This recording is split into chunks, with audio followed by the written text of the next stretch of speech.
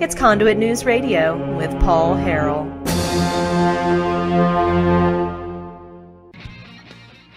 Good morning. So glad you have been joining us. I'm Jan Morgan filling in for Paul Harrell, and we've been talking about government corruption in the state of Arkansas. We've got a problem at our state capitol. It's a cesspool of corruption, and no, it's just not me saying that. We've got the prosecution of we got 5 indictments right now of lawmakers, legislators in the state of Arkansas. And we just had a 6th indictment, 5 convictions, and now a 6th has been indicted. Senator Jeremy Hutchinson, if you're just now joining us, Senator Jeremy Hutchinson was indicted on Friday when everybody left for Labor Day weekend break on 12 counts of wire and tax fraud, accusing him of misspending campaign donations and underreporting his income on federal income taxes. And, so we've got this government corruption thing going on, and we've got Conduit News, the state's #1 source of conservative news and politics. Okay, that's a record.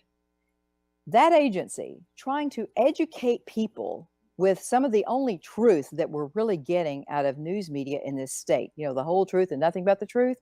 And yet Senator Jim Hendren, we played a video. I hope you were able to see it earlier in the show. If not, be sure to go back and watch the show. You can replay it. You need to see that video because Senator Jim Hendren, the governor's relative, Governor Asa Hutchinson's relative, has accused, he's compared Conduit News to ISIS terrorists.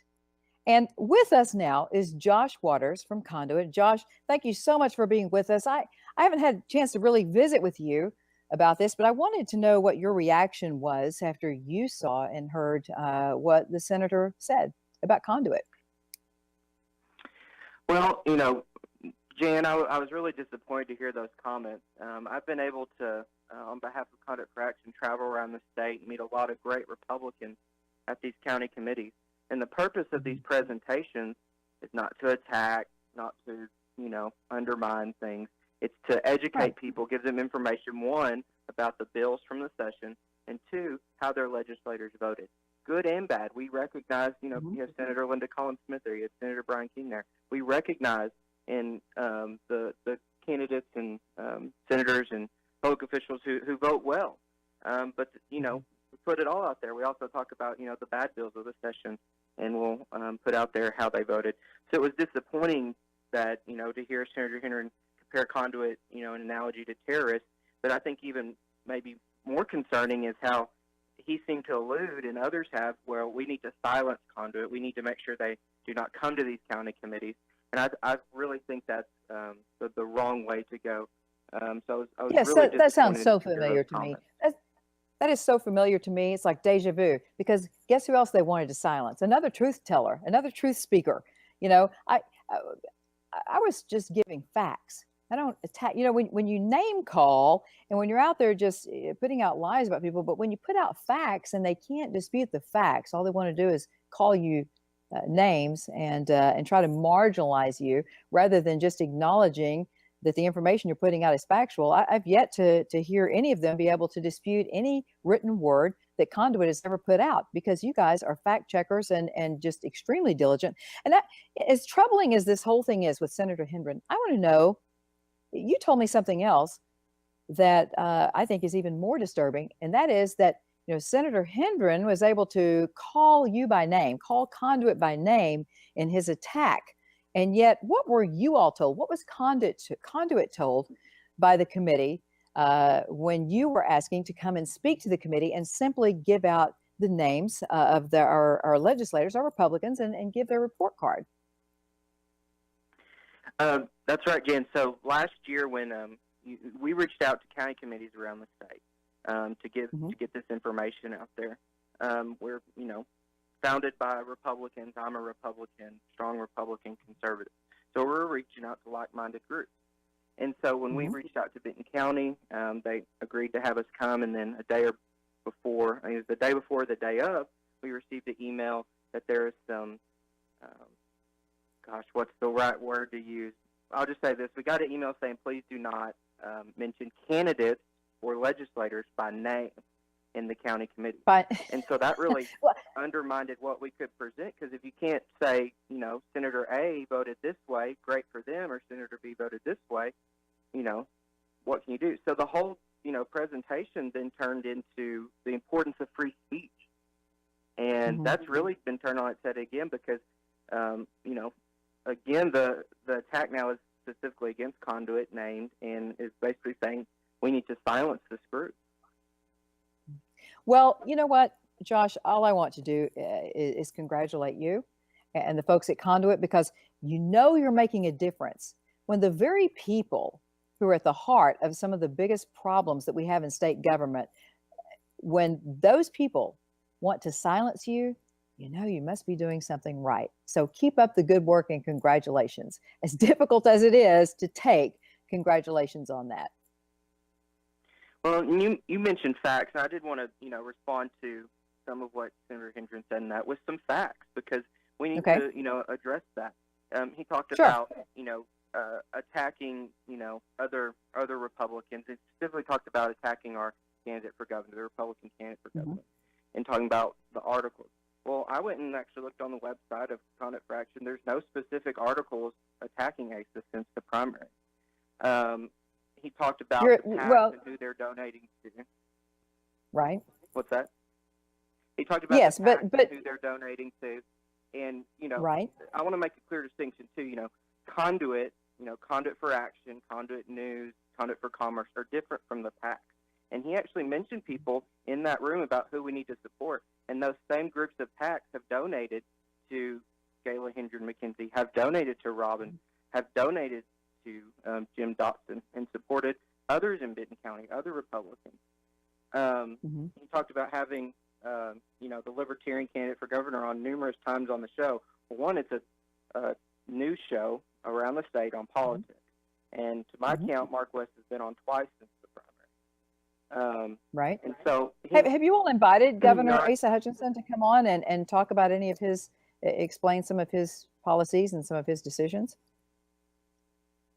Yes, I know Paul routinely says, please come on, to the governor. And kind of a little backstory on that. Back in January of 2017, during the legislative session, J.R. Davis, the spokesperson for Governor Hutchinson, was actually planning to come on, and I think it was going to try to be a weekly thing. I know he does that with Dave Ellswick. And then all of a sudden he backed out, and since then, hasn't been on. And so, I think have the Libertarian on, have the Democrat on, have the Republican on for a show that has as big of a reach as Conduit News to get, all the news out there.